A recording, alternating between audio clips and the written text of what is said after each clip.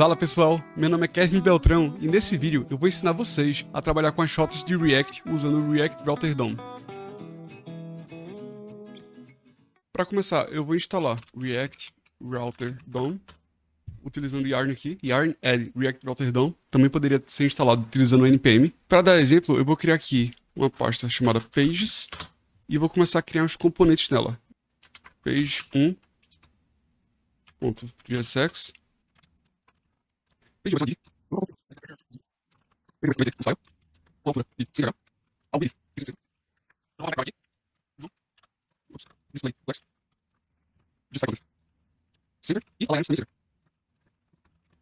e dentro dela só vou colocar um page1.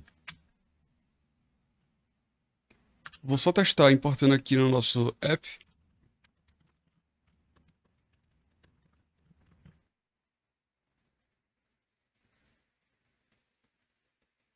Pronto, e tá aqui, page1. Vou aumentar um pouquinho só o font size.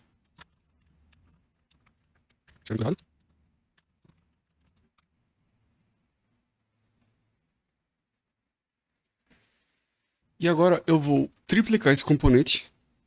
Vamos ter page1, page2, page3. Só vou mudar aqui o nome dos componentes. Lembrando que não faz diferença na saída. É só por organização. Esse aqui vai ter um background red. E page 2. E aqui no page 3. Mesma coisa. Só que o background vai ser yellow. Então vamos iniciar. Antes de tudo, eu vou importar algumas coisas do React Router DOM. A primeira delas vai ser o Browser Router. E só para não ficar esse nome gigante, normalmente o que o pessoal faz é importar as router. Aí a gente não vai referenciar com aquele nome gigante. E eu vou envolver todo o meu código que tiver lógica de roteamento com esse router. Vou envolver tudo aqui. Router.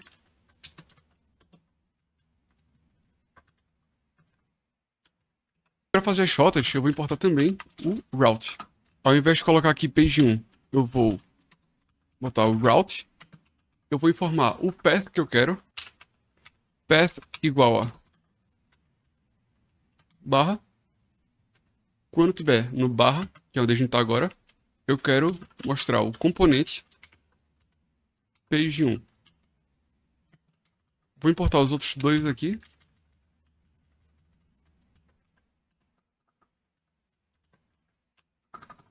E vou triplicar essa parte. Aqui vai ser para barra users e barra contact. E para cada um eu vou renderizar uma página diferente. Se eu atualizar, a gente vai continuar enxergando essa page1.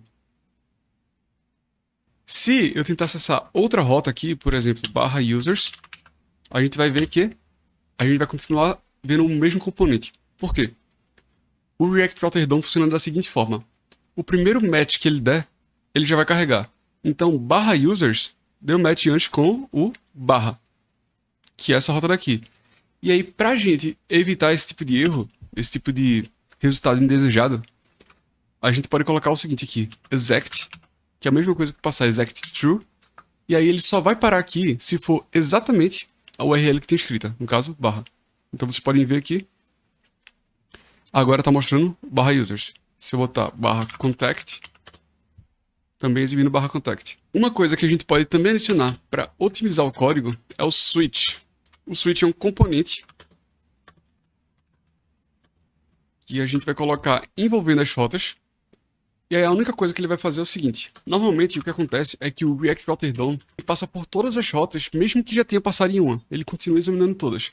O switch faz com que ele simplesmente entre na primeira e não precise mais sair lendo rota por rota. É desnecessário. Simplesmente ele vai gastar tempo lendo coisa que não precisa mais, já que a gente já entrou em uma rota. A gente fazendo isso deve continuar funcionando normal. Isso. Agora eu vou importar mais um componente aqui, que vai ser o link. O link a gente vai usar para colocar um link. Ao invés da gente usar a tag anchor, que é o que a gente usa normalmente no HTML com href, a gente vai usar um componente chamado link to Para onde é esse link? Para o barra, por exemplo. E aqui eu vou dizer home.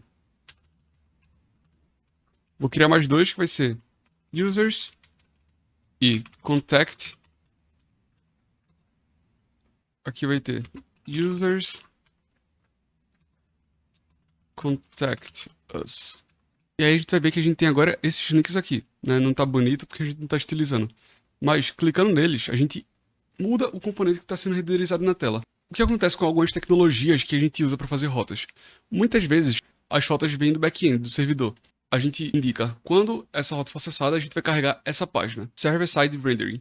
Nesse caso daqui, a gente está fazendo tudo pelo client. O React que está tendo controle sobre as rotas. Isso faz com que a gente não precise nem recarregar a página. Se vocês repararem, a gente não está recarregando ela quando a gente clica no link. A gente só muda o componente que está sendo renderizado. Um exemplo disso na vida real é o Discord.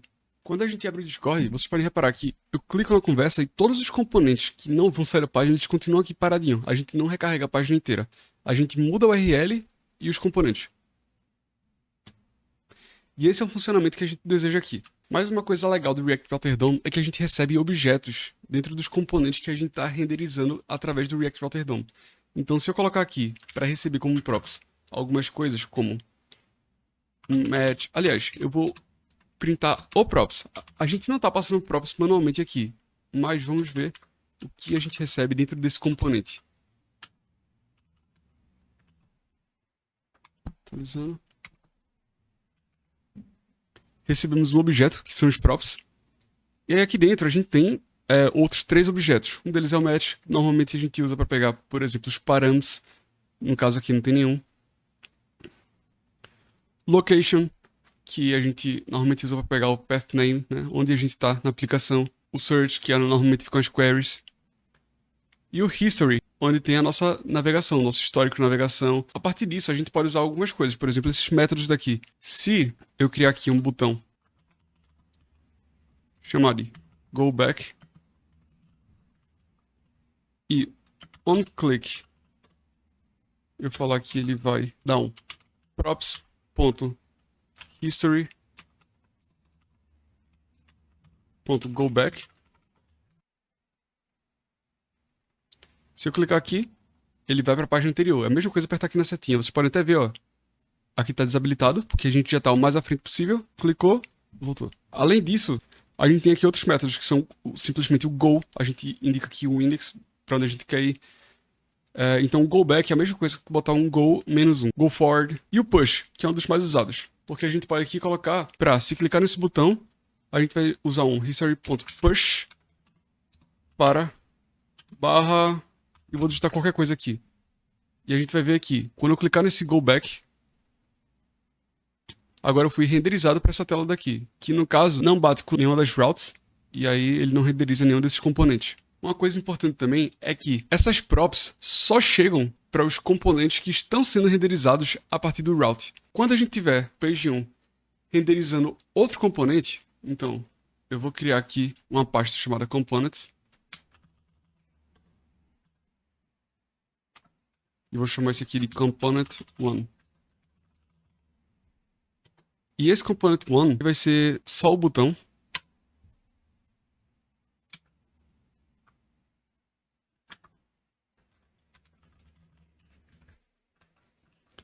Que eu vou importar aqui de page1. Se eu renderizar ele aqui no lugar desse botão, e aqui eu vou voltar para minha home. A gente continua com ele aqui, mas agora deu erro. Não pode ler push and find. Por quê? A gente não recebe mais, se eu botar para printar aqui, props.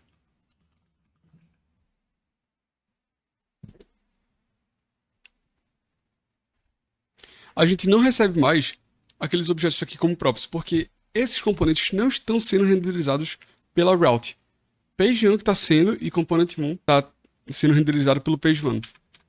Como é que eu faço para resolver isso? A gente pode importar aqui from React Router DOM hooks para estar trabalhando com aqueles métodos. Então, posso pegar aqui o use history, assim como use location, use params, use route match. Mas vou pegar aqui o history, que é o nosso exemplo, Aqui dentro, eu vou usar o const history, que é essa variável, que vai ser igual a use history. E agora a gente pode usar da mesma forma que a gente estava usando antes, recebendo pelas props. Só que ao invés de botar props, eu vou só colocar aqui direto o history. Vou clicar no go back e ele está renderizando para essa URL daqui. A última coisa que eu quero mostrar é um componente que é o redirect. Então, imaginem aqui em page 1, por exemplo, eu vou importar o redirect from React Router DOM. Import redirect. Vamos supor que tivesse alguma condicional aqui, que se eu tiver o props.history, mas sejam criativos com o que seria aqui, aí ao invés de retornar esse componente daqui, eu vou retornar o componente redirect. Aqui eu vou botar to e indicar para onde. Então eu vou botar para /users. Agora, se eu acessar o barra, ele vai direto para /users, porque sim, nós temos o props.history. Muito obrigado por assistir, esse foi o vídeo. Se vocês gostaram, deixem o like, se inscrevam e ativem as notificações para saber quando sair vídeo novo. Me sigam no Twitter e no Instagram. Compartilhem esse vídeo com todo mundo que puder se beneficiar. Qualquer dúvida ou sugestão, deixem aqui nos comentários que eu vou ler todos. Eu vou deixar o código dessa aula no GitHub, então o repositório vai estar aqui na descrição. Sintam-se livres para clonar e testar as coisas.